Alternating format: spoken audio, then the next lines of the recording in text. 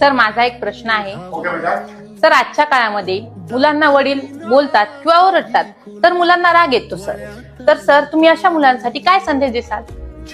जर का वडील रागवले किंवा बोलले तर याचा मुलांना राग येतो, तर बघा बाळांनो, अशा मुलांसाठी माझ्याकडे एकच संदेश आहे। सूर्य आणि बाप या दोघांची गरमी सहन करायला शिका, कारण की यदा कदाचित हे जर मावळले ना तर तुमच्या जीवनामध्ये चहूकडे अंधार पसरायला सुरुवात होईल।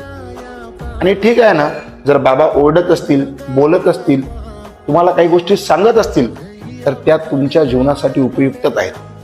पण या जगामध्ये आई वडील हे दोन व्यक्ती असे आहेत बाळांनो, हे कधीच तुम्हाला चुकीचं बोलणार किंवा चुकीचं सांगणार नाहीत। त्यामुळे त्याचा राग न धरता त्यांच्या बोलण्याचा मूळ उद्दिष्ट काय